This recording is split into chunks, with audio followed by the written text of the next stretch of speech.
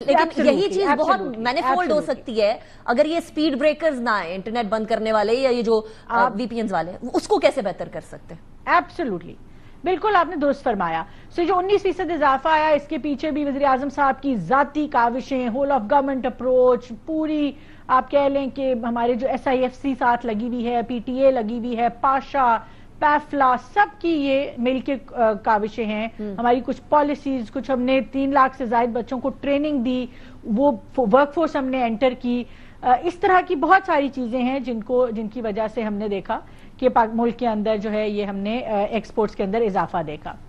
अच्छा, अब जो इंटरनेट के चैलेंजेस हैं, और आपने बिल्कुल दुरुस्त फरमाया, इफ यूर एबल टू, अगर हम इंटरनेट को जरा बेहतर कर दें, उसकी रेजिलियंस बेहतर कर दें, उसकी स्पीड बेहतर कर दें, उसकी एक्सेस बेहतर कर दें, तो यही एक्सपोर्ट्स आज अगर 19% बढ़ी हैं, कल शायद मैनी फोल्ड ज्यादा बढ़ सकें। और जो हम अभी एक $3.8 मिलियन पे हैं, ये बहुत बहुत ज्यादा पाकिस्तान की में जो है वो इसकी पोटेंशियल है। हमारे सबसे बड़ा जो मैं आपको चारों बताती हूँ, वजीर आजम साहब ने हमें हिदायत दी हुई है, हम कनेक्ट 2030 के हवाले से 5 साल की कनेक्टिविटी स्ट्रैटेजी भी लॉन्च करने वाले हैं। 4 एरियाज हैं कनेक्टिविटी के। सबसे पहले हम सबमरीन से शुरू करते हैं, जो हमें दुनिया में इंटरनेट से कनेक्ट करती है। पाकिस्तान के अंदर इस वक्त 7 सबमरीन केबल्स आती हैं और 2 नई लैंड कर गई हैं। एक इंशाल्लाह कुछ महीनों में लाइट अप हो जाएगी, इस्तेमाल होना शुरू हो जाएगी, और एक और जो है वो इंशाल्लाह अगले साल लाइट अप हो जाएगी। मगर 3 नई सबमरीन केबल्स अभी पाइपलाइन में हैं जो पाकिस्तान में लैंड करेंगी, और पाकिस्तान की जो एक तो रूट्स में डाइवर्सिटी आएगी, जो इंटरनेशनल कनेक्टिविटी है, और लाइव कनेक्टिविटी मजीद बेहतर होगी। दूसरी तरफ अब आ जाए टेरेस्ट्रियल के ऊपर कि जो फाइबराइजेशन है उसके क्या हालात हैं। अनफॉर्चुनेटली पाकिस्तान के अंदर इस वक्त जो फाइबर से लोग इंटरनेट इस्तेमाल करते हैं वो बहुत कम तादाद है। इवन टावर्स पाकिस्तान के अंदर सिर्फ 14% हैं जो फाइबर कनेक्टिविटी पे हैं, बाकी सब वायरलेस मोबाइल ब्रॉडबैंड कनेक्टिविटी पे चल रहे हैं, और ये कोई बहुत बेस्ट प्रैक्टिस नहीं है। फाइबराइजेशन के हवाले से मैं एक तो पूरे मुल्क को एक मुबारकबाद देना चाहूंगी, और मैंने इंडिपेंडेंस डे पे पोस्ट भी की थी कि CDA ने थैंकफुली, मैं उनकी चेयरमैन CDA की खास तौर पे इंटीरियर मिनिस्टर की शुक्रगुजार हूं कि वज़ीर आज़म की हिदायत पे उन्होंने CDA में राइट ऑफ वे चार्जेस खत्म कर दिए हैं। अगली डायरेक्शन वज़ीर आज़म साहब की रेलवे और NHA को है।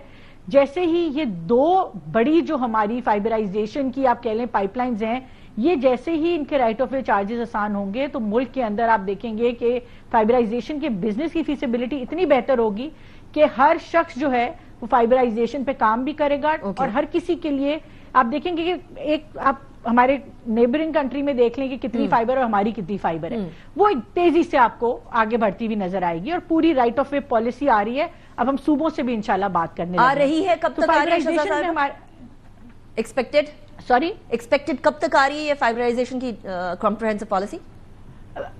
जो पॉलिसी है वो तो हम इंशाल्लाह 2 महीने में लॉन्च कर देंगे। मीनवाइल हम सूबों से बात कर रहे हैं कि सूबे भी जो हैं वो इसको अडॉप्ट करें, ताकि हमारी अक्रॉस द कंट्री एक यूनानिमस किस्म की यूनिफॉर्म। एक और चीज आनी थी शहजाद, और राइट ऑफ वे आसान बनाए। एक और चीज आनी थी, वो थी स्पेक्ट्रम ऑक्शन, वो डिले हो गई है। हम सोच रहे थे 4G के बाद 5G पे जाएंगे। आ रही हूँ, तीसरा उसी पे आ रही हूँ। तो फाइबराइजेशन जैसे ही हमारी कोशिश है कि हम अभी अगर 14% हमारे टावर्स हम 60% पे ले जाएं, तकरीबन हम 1 मिलियन हाउस पासेस मजीद ऐड करें, तो ये हमारी फाइबराइजेशन के हवाले से टारगेट्स हैं। अब आप आ जाएं तीसरे इशू के ऊपर जो आपने बात की कि मोबाइल ब्रॉडबैंड है उसमें हमारा क्या मसला चल रहा है। मैं आपको थोड़ा सा आम फहम अगर मैं जुबान में बात करूं तो आप समझ लें कि अगर स्पेक्ट्रम एक मोटरवे है और 3 लेन मोटरवे है, तो हम उस पे इस वक्त तकरीबन कोई 6 लेन मोटरवे की गाड़ियां चलाने की कोशिश कर रहे हैं। पाकिस्तान में इस वक्त 274 मेगाहर्ट्ज स्पेक्ट्रम है, जिसमें लास्ट ऑक्शन हमारा 2019 या 2021 में हुआ था और वो सिर्फ 5 मेगाहर्ट्ज का था। एक ही मेजर स्पेक्ट्रम हुआ मियां नवाज शरीफ साहब के जमाने में 30 मेगाहर्ट्ज का हुआ, जिससे 3G 4G पाकिस्तान में पहली दफा आया। तो आज तक उसके बाद कोई मेजर स्पेक्ट्रम ऑक्शन नहीं हुआ। 274 मेगाहर्ट्ज के स्पेक्ट्रम पे पूरा मुल्क इंटरनेट इस्तेमाल कर रहा है। जैसे मैंने आपको बताया, सिर्फ पिछले साल 24% इंक्रीज हुआ इस इंटरनेट की यूजेज के अंदर। तो spectrum in its true sense जो है ना इस वक्त चोक्ड है।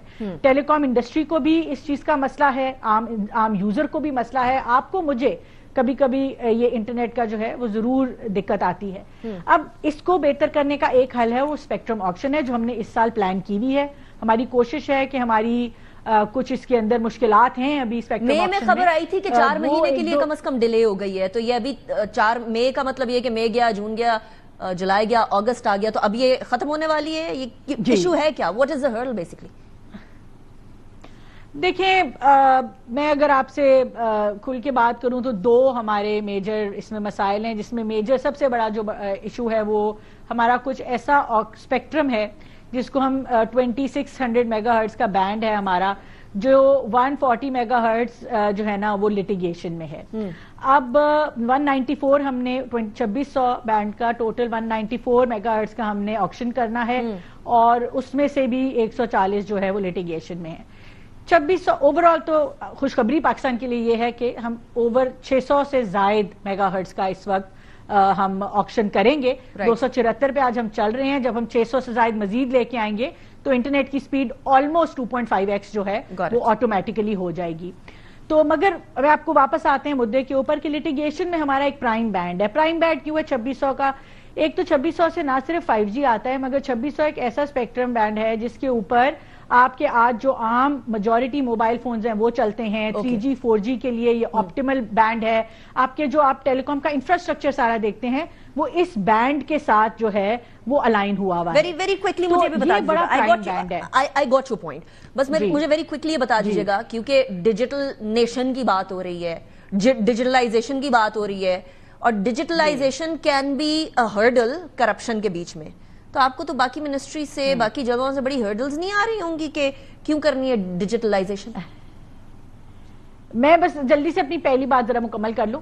तो ये जो हमारी जैसे ही लिटिगेशन से निकलेगी, हमारी 2 जगह पे मेजर है। एक हमारा एक और केस है हमारा, वो एक टेलको की तरफ से है, उसका सुप्रीम कोर्ट में फैसला रिजर्व्ड है, और एक सिंध की लोअर कोर्ट्स में है।